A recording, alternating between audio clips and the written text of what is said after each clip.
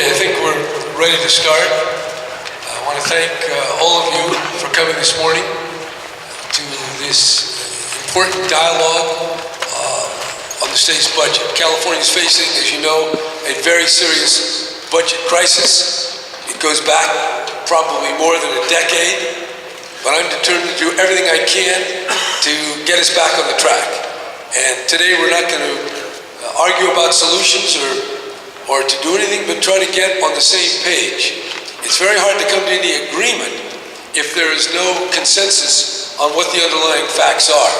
So the goal today is to set that common factual basis on which and from which we can then discuss the full range of solutions. And because we're a divided state, North and South, Republican and Democrat, urban and rural, it becomes difficult to get to a consensus about the solutions, particularly when they're painful and difficult, as they will certainly be in the coming year.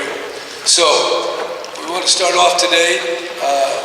I'll introduce who's here, our finance director, Ana Matasantos, the legislative analyst, Mac Taylor. They're going to be explaining most of the slides here. And then State Treasurer Bill Lockyer will talk about the problems of borrowing, and Controller John Chung will be here to talk about the issues of cash.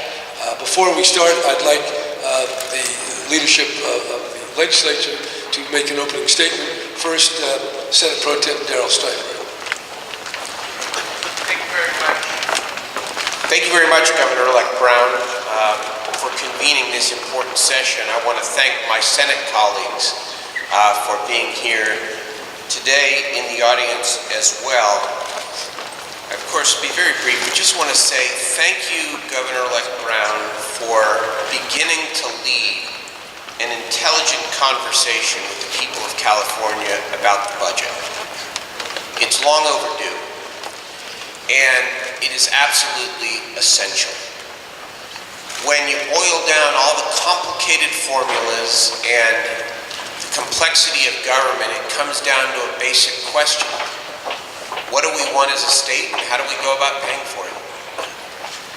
And beyond that, we have a unique opportunity here in California, I believe, to not only define our priorities, but to figure out how we change the structure of government so that we deliver services in a way that are most efficient and that allow us to sustain the kinds of investments that we know are crucial and important to the quality of life in California. I look forward to this being the beginning. Thank you. Thank you. Darrell, Speaker Perez. Thank you, Governor-elect. I want to thank you as well for convening this discussion. I think it is really the appropriate way for us to begin the process of finding a collective solution in the interest of the people of the state of California. And quite frankly, it's consistent with the work that we undertook in the Assembly last year.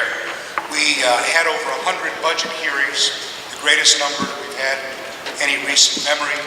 And in addition to that, we went out to every region of the state and held regional forums where we had average California citizens come together to talk about the scope of the problem and a variety of different options for solving that. We had over 1,900 people take part in that discussion, and I think it helped us refine what our mission was. And our mission last year, as I believe it is this year, is to find solutions to our pressing budget deficit, but also solutions that help us recover the economy in a broader way. Solutions that help us build jobs in the state of California, because there is no way for us to solve a $25.4 billion deficit unless we get the 2.3 million Californians who are currently out of work back to work. So I hope that today's discussion lays the foundation for us to find those solutions, make sure that we ultimately craft a budget that's consistent with the values of the people of the state of California, because that's what a budget needs to be. It needs to be an expression of our collective values. So I thank you for convening us here today. Thank you, Mr. Speaker. Okay, the Republican leader of the Assembly, Connie Conway. Thank you. Thank you, Governor-elect Brown, for hosting this and welcoming all of us this morning. I also want to thank all the lawmakers who were in attendance, and not just the legislature. I saw a lot of my former colleagues from boards of supervisors. I'm sure there's other local government people here, and I think it's important that we have this open and honest conversation. Republicans stand ready to address the two daunting challenges facing this state, putting Californians back to work and addressing our budget crisis. I believe there is a connection between a healthy budget and a strong economy. By getting Californians back to work, we'll be able to increase state revenues without increasing the tax burden on families. I believe that it is not a coincidence that a state with a 12.4% unemployment rate is facing another budget crisis. Putting 2 million people back to work is the most important thing we can do to right this ship. For years, Republicans have called for reforms to our broken budget system. Californians across this state have struggled to balance their own family budgets. They've made tough choices, they have sacrificed, and they want the state to do the same. In the last election, the voters spoke loud and clear by resoundingly defeating tax increases on the ballot. Assembly Republicans stand ready to work with Democrats to balance our budget responsibly, but we should not forget the will of the voters. We can no longer spend what we do not have. There's no doubt tough choices lie ahead. However, if we take this time to take an honest look at why the state faces chronic deficits, perhaps we can prevent it from happening in the future. Then we can focus on other important issues facing our state. I really appreciate this opportunity. Thank you very much, Governor. Thank you. Okay, you'll all have an opportunity, at least many of you, to ask questions after we hear from our finance experts. So first I want to go over the various slides, lay out the problem, and then we can get into some questions. Ana Santos will discuss the first three slides explaining the general outlines that we have to face. Ana? Thank you. This first slide shows the makeup of California State General Fund revenue. As you can see, the biggest revenue source to the state is personal income taxes. And our personal income tax code is fairly progressive, and we have the bulk of our revenue in personal income taxes coming from the top 1% of taxpayers with income above $500,000 for a joint return. In 2009, these taxpayers, who were 98,000 tax returns, accounted for 33% of income. Just a few years earlier, those taxpayers accounted for 48% of income. The next slide shows where our state general fund dollars go in our spending. As you can see, the largest source of spending in the state government is funding for K-12 schools. When combined with higher education, funding for education accounts for 40% of state general fund revenues. This is state general fund expenditures.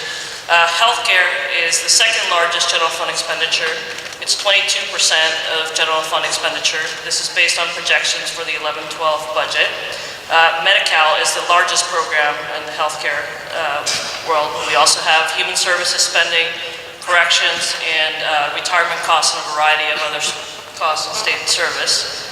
The next slide shows the makeup of our general fund expenditures, and as you can see, the bulk of our expenditures go to fund local assistance, and 71% of the dollars go to fund local assistance. Other large expenditures are University of California, California State University, debt service, retirement cost, and 13.3% of the general fund expenditures are for state operations. The largest in that category is the Department of Corrections Rehabilitation. Okay, the next slide shows examples of where this money goes, the major categories. Of course, education is the largest, but looking at some of the others, just by way of example, when you compare the size of the deficit to the various categories of spending. Medi-Cal, $17.6 billion. The funding for all the state prisons is about $9 billion. Funding for both UC and the Cal State University system, $5.4 billion. The state mental health hospitals, $1.2 billion. And the state employee payroll, all of it is about $9.2 billion. And most of that comes out of corrections. The next slide